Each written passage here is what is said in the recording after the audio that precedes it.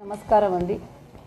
ఇక ఈరోజు నా ప్రెస్ కాన్ఫరెన్స్ ఏమిటంటే కొన్ని అన్యాయాలు ల్యాండ్ని ప్రాపర్టీస్ పైన మన హీరా గ్రూప్ పైన ఒక 4 ఇయర్స్ నుంచి జరుగుతున్నాయన్నమాట.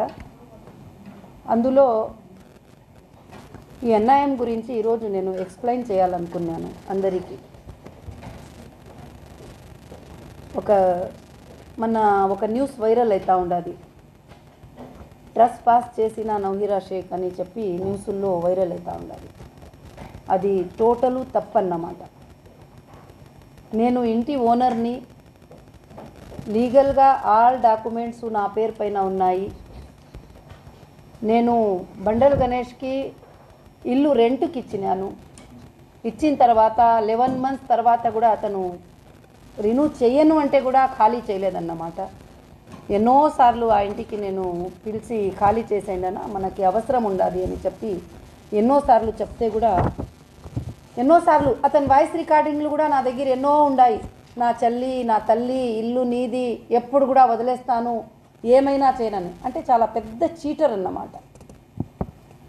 4 లక్షలకి అని ఇల్లు రెంట్కి తీసుకొని 1 లక్ష ట్రాన్స్ఫర్ చేస్తాడు నెల. ఇంటికి రెంట్కి ఉంటున్నారు. అది పెద్ద ఇల్లు, ఒక 70 crore విలువ చేసే ఇల్లు అన్నమాట. అందుకని మన్నాట్ నేను ఆ ఇంటికి వెళ్ళినాను. ఆ ఇంటిలో ఎందుకు వెళ్ళినానంటే బండల్ గణేష్ గారు కన్విక్ట్ అయిపోయినారు, 1 year శిక్ష పడింది అని చెప్పి న్యూస్ల్లో అంతా చూపిస్తున్నారు. ఇక కొంతమంది వచ్చి నాకు ఇన్ఫర్మేషన్ ఇచ్చినారు. ఏమని అంటే, వాడు లోపల 20 మందిని గూండాలని పెట్టినాడు ఇంట్లో, మీ ఇంట్లో పెట్టి తప్పు పనులు చేస్తున్నాడు, ఆడపిల్లోళ్ళని తెస్తున్నాడు, ఏమేమో అని చెప్పి వచ్చి చెప్పినారు. సరేలే, నేను వెళ్ళి ఆ ఇంటిని చూద్దామని చెప్పి నేను అక్కడ వెళ్ళినాను.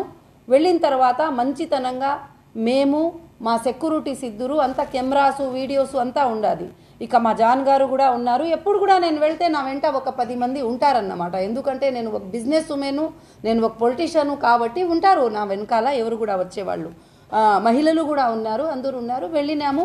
ఏమన్నా అని చెప్పి ఇట్లా మాట్లాడే కొరికి, నా చెల్లి, నా తల్లి, నువ్వు కూర్చో, ఇక్కడ కూర్చో, నా చెల్లెల కన్నా ఎక్కువ అని చెప్పి, కావాలంటే వీడియోలో అంతా చూడొచ్చు, నన్ను అక్కడ కూర్చొని పెట్టి పోలీసులకి ఫోన్ చేసినారు. నేనేం చెప్పలేదు. అన్న, మంచితనంగా ఇల్లు ఖాళీ చేసేయండి అన్న, మాకు అవసరం లేదు ఈ పనులంతా చూసుకోవడము అంటే, అప్పుడే కొంచెం ఈ పక్కకి రామ్మా అని తీసుకొని వాళ్ళ ఇంట్లో ఉండే ఒక రేవడి గుండాలతో, ఆ వీడియో అంటారు, ఆ రేవడి గుండాలతో నన్ను కొట్టాలని చాలా ప్రయత్నం చేసినాడన్నమాట. వాడిది ఇది ఏమిటంటే, ఇక్కడ చూడండి, సంపుతాను అని చెప్పి అంతా వచ్చినాడు. ఇతను రేవడీయిజము, గుండాయిజము చేసినాడు, కానీ నేను చేసినానని చెప్పి తప్పుగా చెప్తున్నారన్నమాట అందరూ. ఆ తర్వాత అన్నా అని పిలుస్తున్నాను నేను.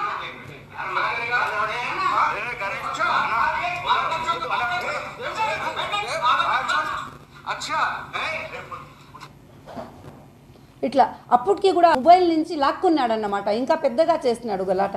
అప్పుడు అక్కడ వెంటనే నేను కాంగ్రెస్కి ప్రదేశ్ ప్రెసిడెంట్ని, నాకు మీరు ఏమీ చేయలేరు, ఇక వచ్చి నేను ఇట్లా ఇంత పెద్ద అని చెప్పి ఏమేమో చెప్పుకున్నాడు. చెప్పి అక్కడి నుంచే ఫోన్లు చేపించినాడు వాళ్ళకంటే అక్కడికక్కడే 3 3 stars వచ్చేసినారు. అప్పుడే వచ్చేస్తే ఒక పోలీస్ మహిళ కూడా వచ్చినారు, 3 star వచ్చేసినారు. అప్పుడు నేను ఎక్స్ప్లెయిన్ కూడా చేసినాను, సార్ ఇది నా డాక్యుమెంట్సు, ఇది నా ఇల్లు, ఇతనికి నేను ఒక పోర్షన్ ఇచ్చినాను, పైన 2 పోర్షన్లు నేను లాక్ చేసి ఉన్నాను, ఆ పోర్షన్లో నేను వెళ్ళాలంటే అతను నన్ను పంపించడం లేదు సార్, ఇక వచ్చి నన్ను ఇక్కడ బలవంతంగా ఆపినాడు, ఇది నా ఇల్లు సార్ అని చెప్పి వాళ్ళకి ఎక్స్ప్లెయిన్ చేసినాను. అయినా కూడా అమ్మ నువ్వు రాకపోతే మేము బలవంతంగా తీసుకొని వెళ్ళేట్టుగా ఉంటుందంటే 2:30కి కాల్ వచ్చింది, 4:30కి FIR అయిపోయింది 2 గంటల్లో వితౌట్ ఎన్క్వైరీ. నన్ను పిలవలేదు, ఎన్క్వైరీ చేయలేదు, అడగలేదు, FIR కూడా అయిపోయింది 3 stars. అంటే నేను ఈరోజు ప్రెస్ కాన్ఫరెన్స్ ఆ ఇల్లు గురించి కన్నా ఎక్కువ, నేను ఇంత పవర్ఫుల్ ఉమెన్ ఉండగా నా పైన ఇంత అన్యాయం జరుగుతూ ఉంటే ఇక ఏమి పవర్ లేని వాళ్ళకి ఎక్కడ జస్టిస్ దొరుకుతూ ఉంటుంది, ఎక్కడ ఏమి దొరుకుతూ ఉంటుంది.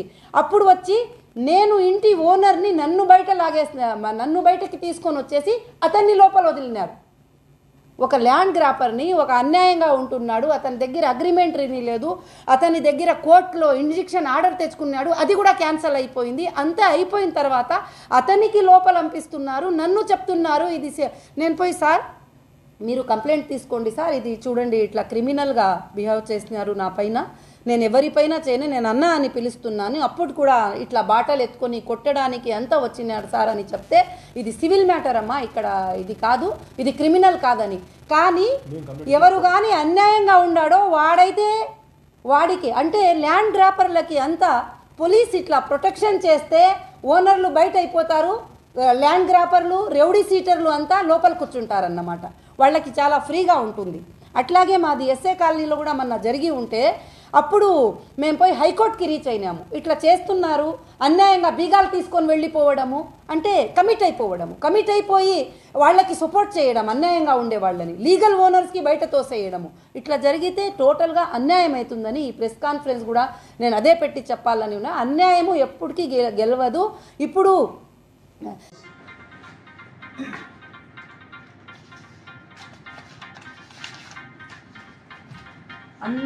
బన్లాసు హౌస్ 5/6 తారీఖు 5వ నెల 21లో రెంటల్ అగ్రిమెంట్ చేసుకున్నాడు. దీని తర్వాత పొద్దున్న కంప్లైంట్ ఎఫ్ఐఆర్ బుక్ చేయించిండు, ఈవినింగ్ వచ్చి ఈ వాయిస్ రికార్డ్ పంపించిండు, అక్క నీ ఇల్లు నేను రెంటుకున్న అక్క, నీదే అక్క ఇల్లు, ఎవరేమన్నా నీకు ఇల్లు ఇస్తా అక్క అని చెప్పేసి మళ్ళీ ఒక వాయిస్ రికార్డ్ పెట్టిండు. చూడండి, వినండి.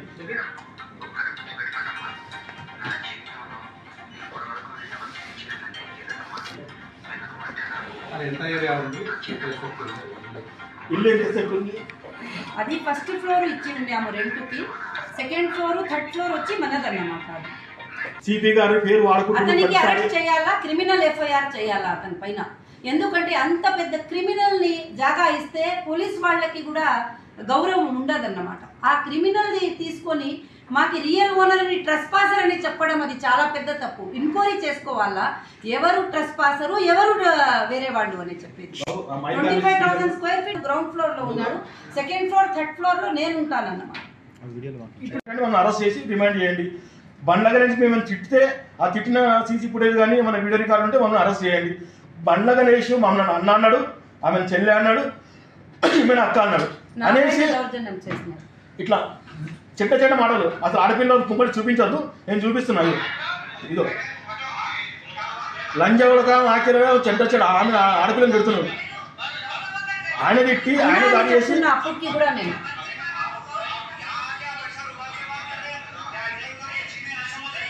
ఆమె అన్న అంటుంది, ఆమె చెడ్డ మాటలు తిడుతున్నాడు.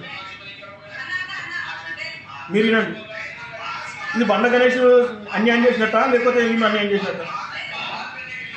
రెడ్డి గారు నా క్లోజ్ ఫ్రెండ్, మళ్ళీ వచ్చి వి మినిస్టర్ కి, ఆమెను కొండల రెడ్డికి, ఇక్కడికి అందరికి ఫోన్, బండి సంజయ్ కి, ఎవరికి నా ముందరే ఫోన్ చేసి మైక్ ఆన్ చేసేస్తున్నారు అన్నమాట.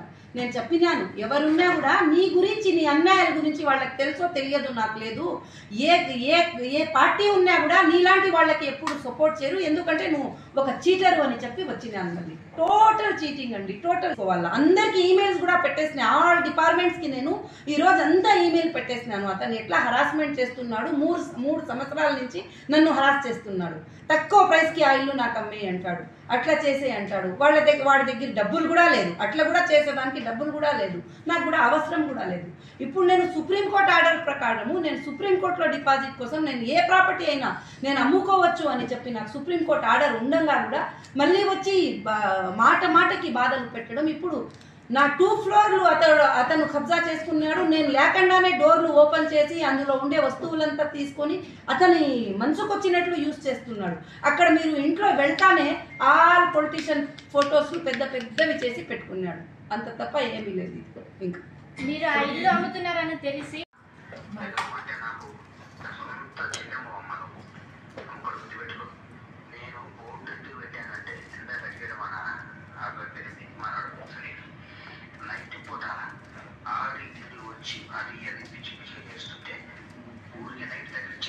ఇంకా ఎన్నో మీకు వాట్సాప్ చేసేస్తాము.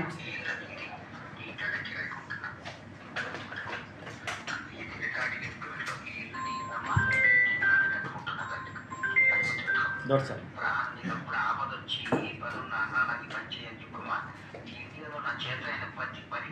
అందరూ పంపిస్తాం.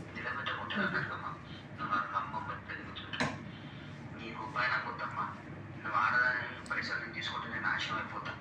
గుర్తుపెట్టుకో, నేను ప్రతి నెల నీకు అంటిస్తా తల్లి. నేను అంతే. నువ్వు అంటే నాకు చాలా ఇష్టం, గౌరవం, ప్రేమ, అభిమానం. పైగా నా పిల్లల సాక్షి చెప్తాను అంటే నా గౌరవం, ప్రేమ, అభిమానం. విన్నారండి. ఈ ప్రెస్ మీట్ లో కూడా మేము రాసినాము 2,25,00,000 సెక్యూరిటీ డిపాజిట్ ఇచ్చినాడు. ఏ రోజు ఖాళీ చేస్తాడో మనకి ఎంత రావాలో ఎంత పోవాలో చేసుకొని మేము లెక్క అంటే మీరు లీజుకి ఇచ్చారా లేకుంటే వాళ్ళకి అమ్మారా? లేదు, రెంటల్ అగ్రిమెంట్ అండి. మరి ఆయన నిన్న కంప్లైంట్ లో అతని ఎడిటింగ్ డాక్యుమెంట్ చేసుకున్నాడు. ఒక్క సంవత్సరం రెంటల్ అగ్రిమెంట్ కి 9 years చేసి ఎడిటింగ్ చేసుకొని వేరే అగ్రిమెంటే చేసుకొని కూర్చున్నాడు. నాకు పోలీస్ చూపించింది, నాకు ఇవ్వండి సార్ అంటే ఇవ్వలేదన్నమాట. నాకు పోలీస్ చూపించింది కానీ ఇవ్వలేదు. అగ్రిమెంట్ జరిగింది. ఒక్క సంవత్సరం కోసము 11 months కోసం అగ్రిమెంట్. ఈ అగ్రిమెంట్ కూడా 9 years కి అట్లా రిజిస్టర్ కాదు. రిజిస్టర్ లేనిది జరగలేదు. చెప్పండి. అదే ఈ అగ్రిమెంట్ వచ్చి 11 months కి జరిగిందండి. ఆ తర్వాత నేను రిన్యూ చేయలేదు. రిన్యూ చేయాలని చెప్పి వచ్చి నేను సెక్యూరిటీ డిపాజిట్ చేస్తాను మీ ఇంటికి ఏమైనా చేస్తే అని చెప్పి 2 crore ట్రాన్స్ఫర్ చేసినాడు. ఆ చెక్కులు కూడా ఉన్నాయి, నేను లేదని చెప్పను. కానీ అతను ప్రతి నెల 4 లక్షలు నాకు రెంట్ ఇవ్వలేదన్నమాట. అదెంత లెక్క చూసుకొని అతనికి ఏం రావాలో 1 నిమిషంలో మేము ఇస్త్రీ పారేస్తాం. మాకేం అవసరం. అవును, ఈ డాక్యుమెంట్స్ డేట్ వచ్చి 5/6/2021.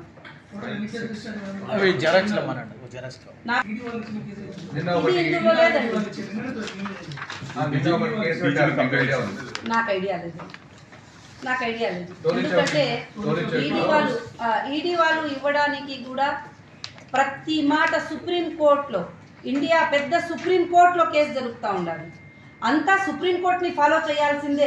ఈడీ వాళ్ళు ఉన్నా, తెలంగాణ గవర్నమెంట్ ఉన్నా, వేరే గవర్నమెంట్ ఉన్నా, వేరే స్టేట్ ఉన్నా సుప్రీంకోర్టుకి అప్రోచ్ అవ్వాల్సిందే. ఇక్కడ ఎక్కడ కూడా ఏం చేసేదానికి లేదు. ఎందుకంటే సుప్రీంకోర్టు ఆర్డర్స్ 22 ఆర్డర్స్ నా దగ్గర ఉన్నాయి టోటల్ గా. ఏం చెప్తుందంటే సుప్రీంకోర్టు మీ ప్రాపర్టీస్ జప్తులో ఉన్న ప్రాపర్టీస్ గురించి అటాచ్మెంట్ అమ్ముకోవచ్చు అని ఇచ్చారా? అవునండి, సుప్రీంకోర్టు అమ్ముకోమని చెప్పి ఆర్డర్ ఇచ్చిన తర్వాతే బోర్డులు పెట్టినాము మేము. బోర్డులు పెట్టిన తర్వాత ఈడీ ఒక FIR కూడా చేసి ఉండింది. ఇట్లా బోర్డులు వాళ్ళు పెట్టేస్తున్నారు. ఇందాక నాకు క్షమించు ఇది అది అని చెప్పి ఇట్లా చూడండి, సిస్టర్ అమ్మ డిప్యూటీ కమిషనర్ ఆఫ్ పోలీస్ పారేస్తున్నారు అన్నమాట. వద్దు, మాకు అవసరం లేదని. మళ్ళీ హైకోర్టులో పోయి అప్రోచ్ అయ్యి రెస్పాండెంట్ చేస్తే హైకోర్టు అప్పుడు ఆర్డర్ ఇచ్చింది. ఇది సివిల్ మ్యాటరు, పోలీస్ ఇందులో ఇంటర్ఫేర్ కాకూడదు అని చెప్పి అప్పుడు హైకోర్టు ఆర్డర్ ఇస్తే మనము ఎందుకంటే లాలో మనకి న్యాయం జరుగుతుంది. ఈ స్టేట్మెంట్ ఎందుకంటే అన్యాయంగా ఇట్లా కూర్చుండే వాళ్ళకి 3 స్టార్లు వచ్చి ఓనర్ని బయటకు తీసేసి నేనే ట్రెస్ పాస్ అని చెప్పి పెడితే వాళ్ళ దగ్గర కంప్లైంట్ చేసుకొని కంప్లైంట్ రిజిస్టర్ అయిపోయింది. అంటే మీరు పవర్ని, యూనిఫామ్ని మీరు అన్యాయం కోసం యూజ్ చేస్తారా? పవర్ని, యూనిఫామ్ని మీరు జస్టిస్ కోసం యూజ్ చేయాలా, ప్రజల కోసం యూజ్ చేయాలా? అందుకే ఈరోజు ప్రెస్ కాన్ఫరెన్స్ నేను పెట్టాలనుకున్నాను. కానీ నేను ఆ అన్యాయాన్ని ఎదిరించుకుంటాను. ఇక నేను లీగల్గా ఏం చూసుకుంటాను. బండ్ల గణేష్కి ఎటువంటి అధికారము, అర్హత అక్కడ లేదన్నమాట. ఇక నేను ఇంట్లో వెళ్ళి చూస్తే అక్కడ ఎవరి పెద్ద ఫోటో ఉండాలంటే MIMతో కలిసి ఒక చేయి వేసుకొని అక్కడ పెద్ద ఫోటో పెట్టుకున్నాడు ఇంట్లో. వాళ్లతో ఆ పొలిటీషియన్తో ఈ పొలిటీషియన్తో ఫోటోలు పెట్టుకున్నాడు. అందరికీ చాలా.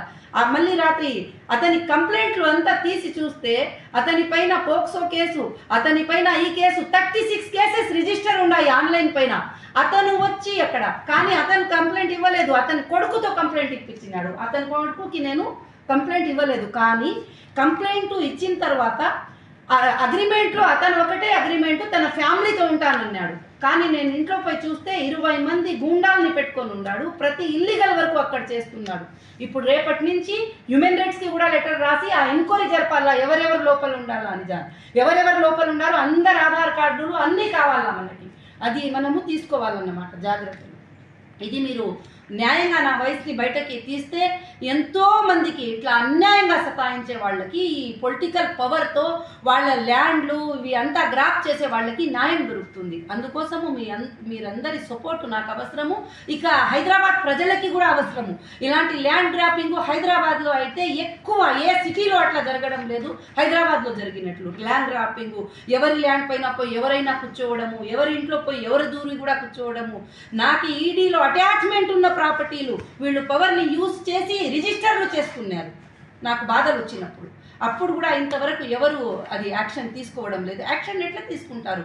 ఎందుకంటే వాళ్లే కమిటీ ఉన్నప్పుడు ఎవరు యాక్షన్ తీసుకోరన్నమాట. అందుకోసము న్యాయం జరగాలని చెప్పి అందరితో నేను కోరుతున్నాను.